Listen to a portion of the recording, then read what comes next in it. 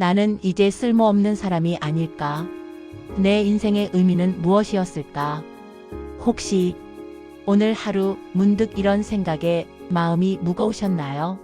몸은 예전 같지 않고 세상은 너무 빠르게 변해서 자꾸만 작아지는 기분이 드셨나요?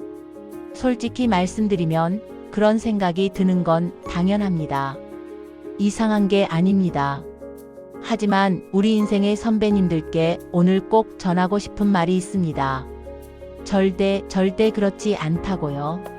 여러분이 살아온 그 모든 시간은 훈장이고 여러분의 존재는 그 자체로 기적입니다.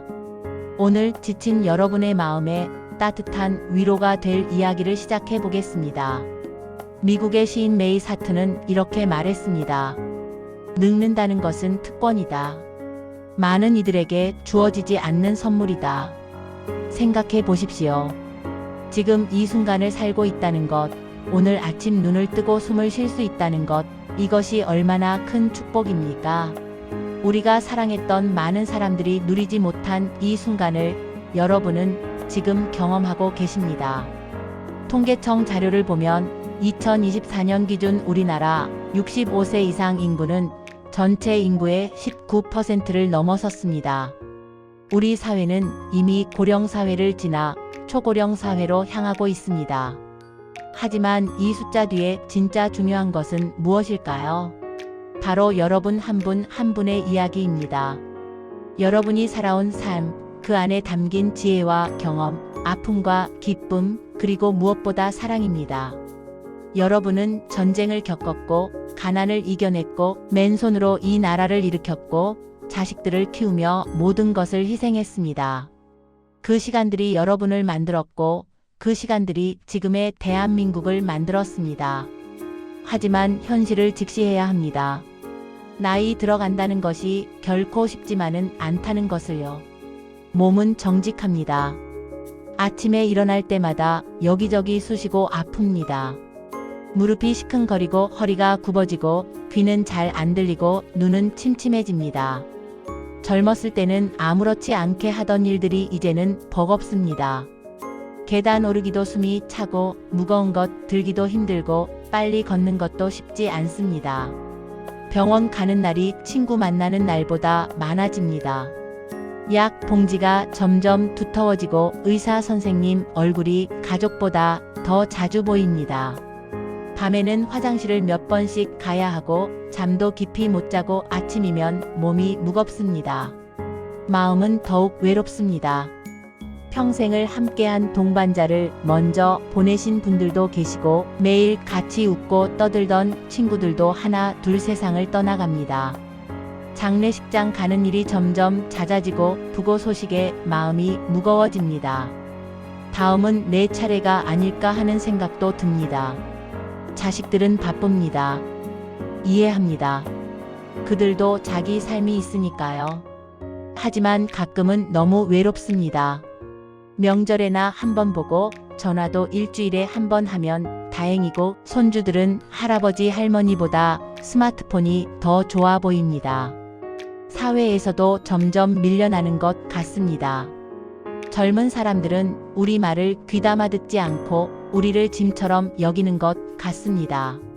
버스나 지하철에서 자리를 양보받을 때도 고마우면서도 한편으로는 마음이 씁쓸합니다. 내가 이렇게 늙었구나 하는 생각이 들거든요.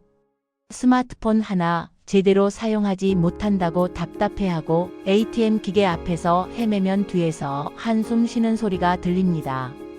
느리다고 재촉하고 이해 못한다고 짜증냅니다. 이 빠르게 변하는 세상에서 우리는 점점 뒤처지는 것 같습니다. 경제적으로도 어렵습니다. 국민연금만으로는 생활하기 빠듯하고 의료비는 계속 늘어나고 자식들에게 손 벌리기는 미안하고 그렇다고 일자리를 구하기도 쉽지 않습니다.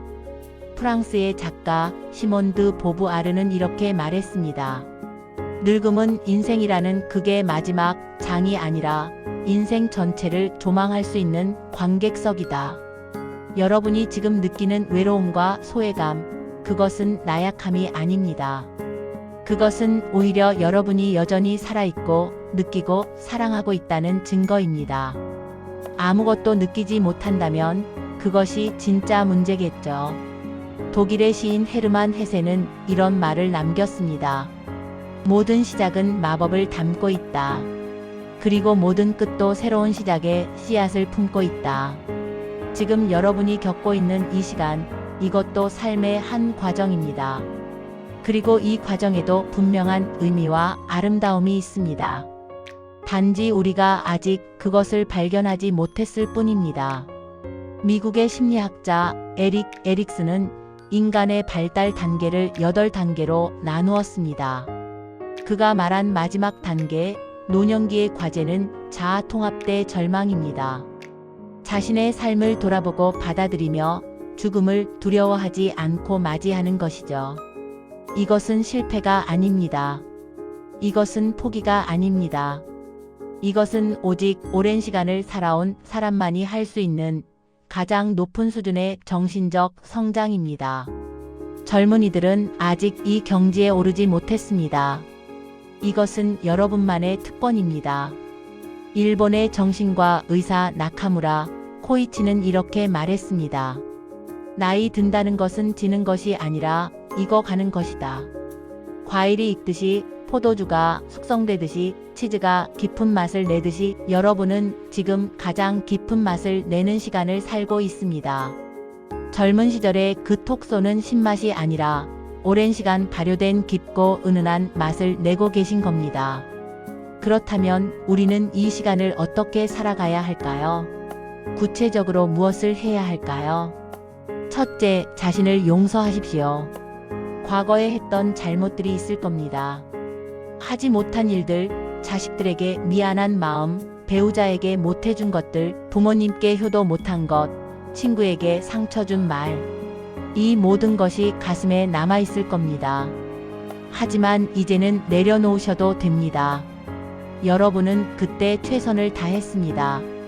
그때의 여러분은 그것이 최선이라고 믿었고 그렇게 할 수밖에 없었습니다. 미국의 시인 마야 안젤루는 이렇게 말했습니다. 당신이 더 잘 알게 되면 더 잘하게 된다. 과거의 여러분은 그때 아는 만큼, 할 수 있는 만큼 최선을 다했습니다. 그것으로 충분합니다. 자신을 용서하는 것, 이것이 평화로운 노년의 첫걸음입니다. 둘째, 작은 기쁨을 찾으십시오. 행복은 거창한 데 있지 않습니다. 여행을 가야, 돈이 많아야, 자식이 잘 되어야 행복한 게 아닙니다. 창밖으로 보이는 햇살, 아침에 마시는 따뜻한 차 한 잔, 손자 손녀의 웃음소리, 오래된 친구와의 전화통화, 동네 산책길에서 만난 길고양이, 텃밭에서 자란 상추 한 입, 이웃과 나눈 짧은 인사. 이런 작은 순간들이 모여 우리의 하루를 만듭니다. 달라이 라마는 이렇게 말했습니다. 행복은 기성품이 아니다. 그것은 당신 자신의 행동에서 나온다. 행복은 어디선가 주어지는 것이 아닙니다. 지금 이 순간 여러분이 만들어가는 것입니다. 오늘 아침 날씨가 좋다고 느끼는 그 마음, 그것이 행복입니다. 점심 식사가 맛있었다고 느끼는 그 순간, 그것이 행복입니다. 셋째, 당신의 이야기를 나누십시오. 여러분이 살아온 시간, 그 안에는 보물 같은 이야기들이 있습니다. 전쟁을 겪으며 배운 생존의 지혜, 가난을 이겨내며 터득한 삶의 기술, 자식을 키우며 느낀 사랑의 깊이 일을 하며 쌓은 노하우. 이런 이야기들은 책에도 없고 인터넷에도 없습니다. 오직 여러분만이 가지고 있는 생생한 역사이자 살아있는 교과서입니다. 자녀들에게, 손주들에게, 친구들에게, 이웃에게 여러분의 이야기를 들려주십시오. 그들은 듣지 않는 것 같아도 기억합니다. 그리고 언젠가 그 이야기가 그들에게 큰 힘이 됩니다. 미국의 작가 이사벨 아인데는 이렇게 말했습니다. 우리는 이야기를 통해 기억되고 이야기를 통해 영원해진다. 여러분의 이야기는 다음 세대에게 전해져야 할 소중한 유산입니다. 여러분이 돌아가신 후에도 그 이야기는 남아서 여러분을 기억하게 만들 것입니다. 넷째, 여전히 배우고 성장하십시오. 나이가 들었다고 배움이 끝나는 것은 아닙니다. 오히려 지금이야말로 진정한 배움이 가능한 시간입니다. 젊을 때는 돈을 벌어야 하고 아이를 키워야 하고 성공해야 한다는 압박이 있었습니다. 하지만 지금은 다릅니다. 결과에 대한 부담 없이 순수한 호기심으로 세상을 탐험할 수 있습니다. 새로운 취미를 시작해 보십시오. 그림을 그려보거나 악기를 배워보거나 글을 써보거나 춤을 춰보십시오. 시작하기에 너무 늦은 나이는 없습니다. 미켈란젤로는 87세에 이렇게 말했습니다. 나는 아직도 배우고 있다. 그는 죽는 순간까지 작품을 만들었습니다. 모차르트가 35세에 죽었다는 것을 생각하면 87세의 미켈란젤로가 얼마나 대단한지 알 수 있습니다. 다섯째, 감사하는 마음을 가지십시오. 지금 가진 것들을 세어 보십시오. 없는 것이 아니라 있는 것을요. 숨을 쉴 수 있다는 것, 걸을 수 있다는 것, 볼 수 있다는 것, 들을 수 있다는 것, 먹을 수 있다는 것. 이 모든 것이 당연한 게 아닙니다. 프랑스의 작가 앙드레 지드는 이렇게 말했습니다. 비밀스러운 행복은 감사에서 온다. 감사하는 마음이 생기면 불평이 줄어듭니다. 불평이 줄어들면 마음이 평화로워집니다. 마음이 평화로워지면 행복해집니다. 이렇게 간단합니다.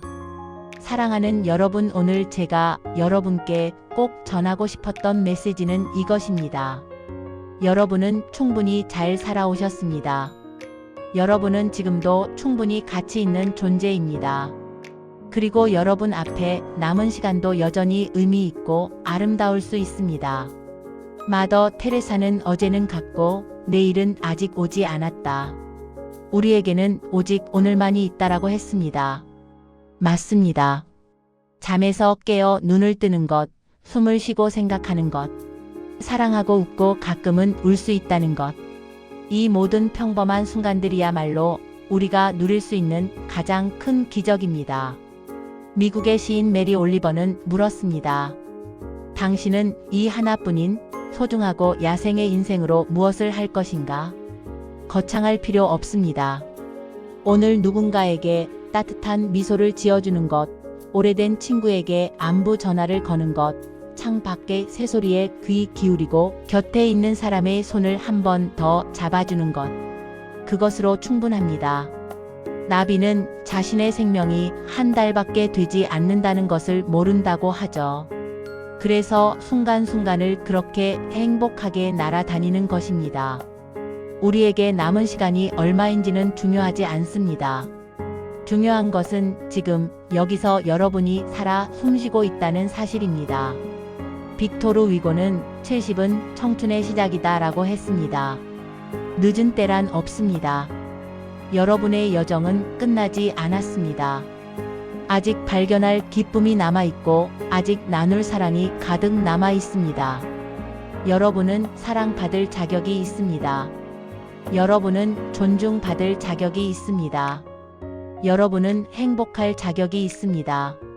여러분이 평생 쌓아온 그 인격과 마음씨는 돈으로 살 수 없는 오직 여러분만이 만들어낸 위대한 유산이기 때문입니다. 마지막으로 로버트 브라우닝의 시 한 구절을 전해드리며 인사를 나눌까 합니다.